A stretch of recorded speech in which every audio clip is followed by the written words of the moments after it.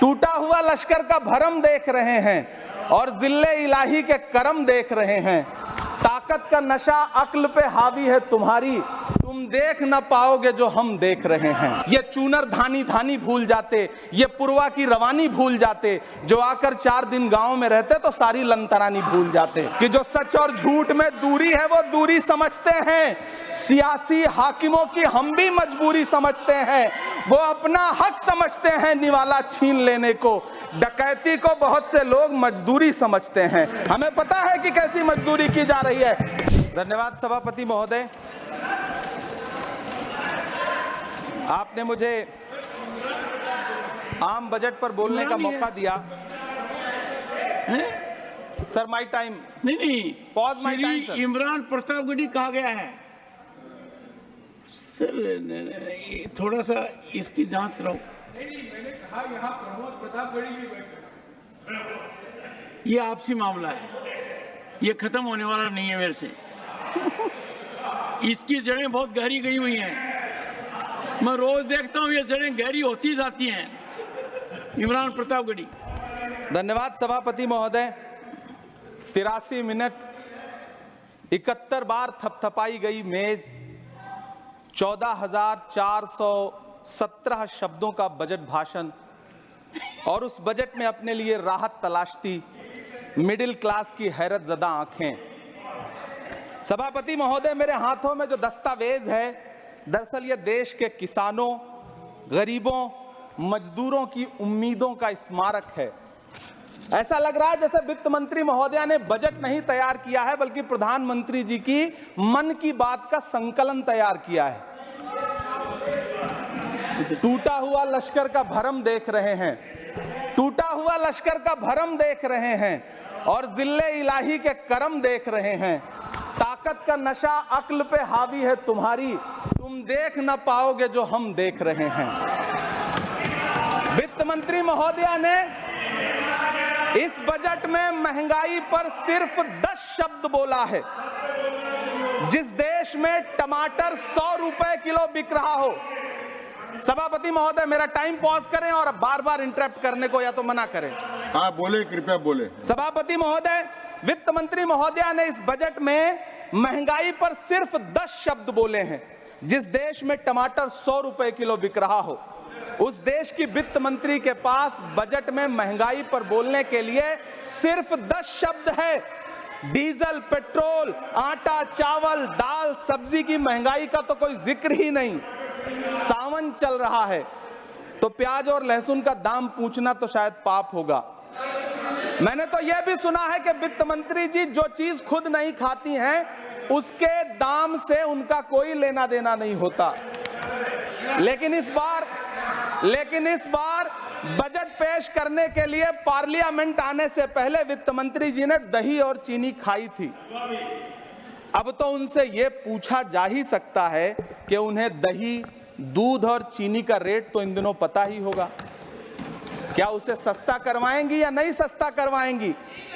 अगर पता है तो कृपया सस्ता करवाइए, क्योंकि इसी चीनी ने अमेठी में एक मंत्री महोदया का राजनीतिक कैरियर कड़वा कर दिया।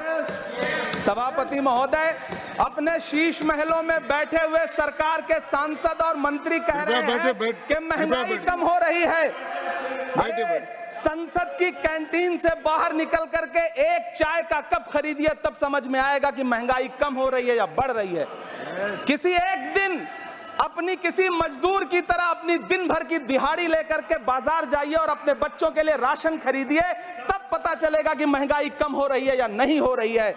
यहां बैठ करके बड़ी बड़ी बातें करना आसान है। ये चूनर धानी धानी भूल जाते, ये पुरवा की रवानी भूल जाते, जो आकर 4 दिन गांव में रहते तो सारी लंतरानी भूल जाते।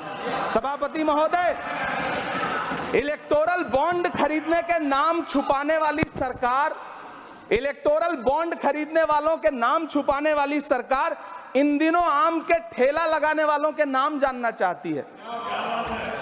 मुझे तो होटलों, ढाबों या आम के ठेलों पर नेम प्लेट लगवाने वालों से पूछना है कि कभी खून की बोतल पर देखा है किसी का नाम लिखा हुआ? मुझे पूछना है कि क्या कोरोना के दौरान अपनी उखड़ती हुई सांसों के लिए ऑक्सीजन तलाशने वाले किसी इंसान ने ऑक्सीजन लाने वाले किसी इंसान से पूछा था कि ऑक्सीजन लाने वाला इंसान नहीं बोले, सुने मुसलमान है? मुझे पूछना है कि लावारिश लाशों के लिए कोरोना में कांधा देने वाले, चिताओं के लिए लकड़ियां सजाने वाले किसी इंसान से पूछा गया था उसका नाम, उसका मजहब? लेकिन इन दिनों पूछा जा रहा है सभापति महोदय। अफसोस देश के प्रधानमंत्री जी ने कभी न टूटने वाली चुप्पी ओढ़ ली है। सभापति महोदय, जनता ने 63 सीटें कम क्या कर दी, ये सरकार तो अमृतकाल का नाम लेना ही भूल गई।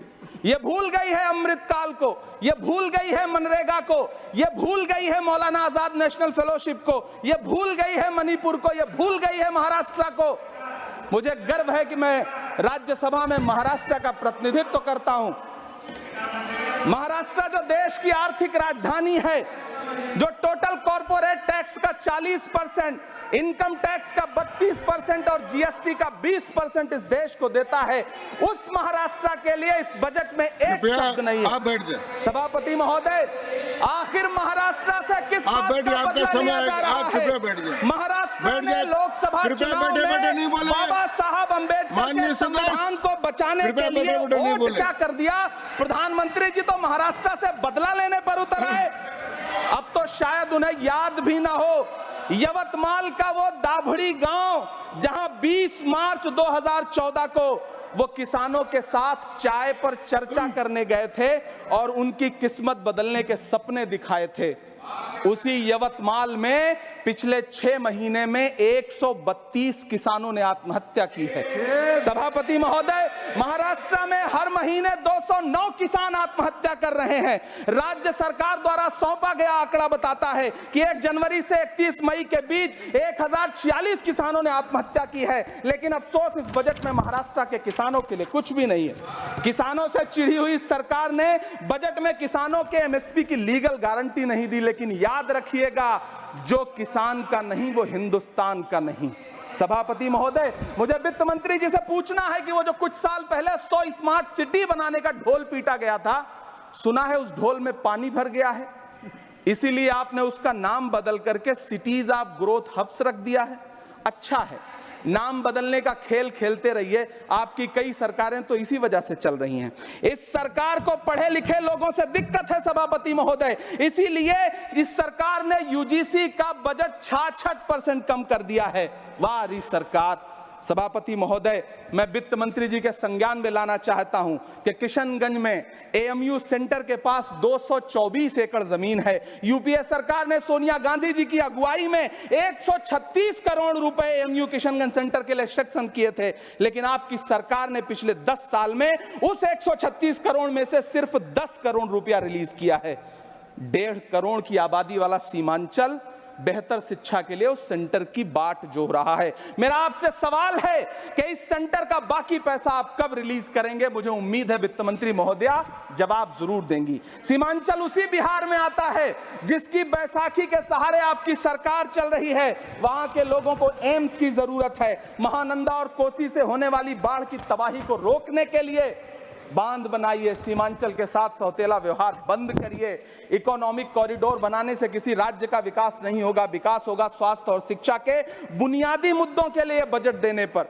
सभापति महोदय, एक तरफ तो इस बजट में पीएम आवास योजना के तहत 3 करोड़ अतिरिक्त मकान देने की घोषणा है और दूसरी तरफ लखनऊ के अकबर नगर में 1280 वो मकान हैं जिन्हें रिवर फ्रंट बनाने के नाम पे बुलडोजर से जमींदोज कर दिया गया।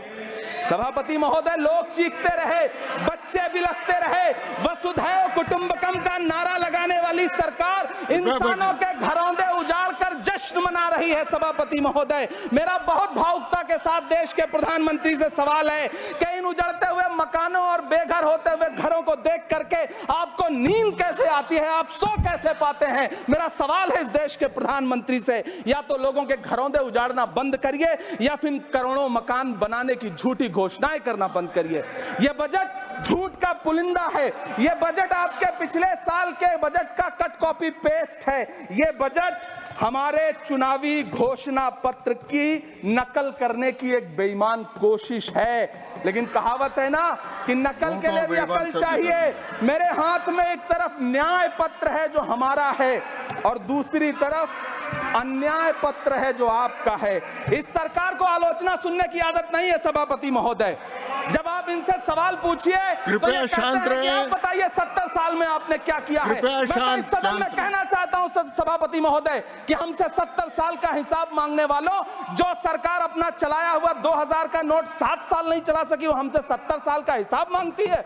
सभापति महोदय, मैं अंत में आपसे यह कहना चाहता हूं, यह बजट बैसाखी पर टिकी हुई सरकार का कुर्सी बचाओ बजट है। इस बजट में राज्यों के साथ, किसानों के साथ, नौजवानों के साथ, महिलाओं के साथ, देश के मिडिल क्लास के साथ अन्याय किया गया है और इस अन्याय का खामियाजा आपको महाराष्ट्र, हरियाणा और झारखंड के चुनाव में भुगतना पड़ेगा।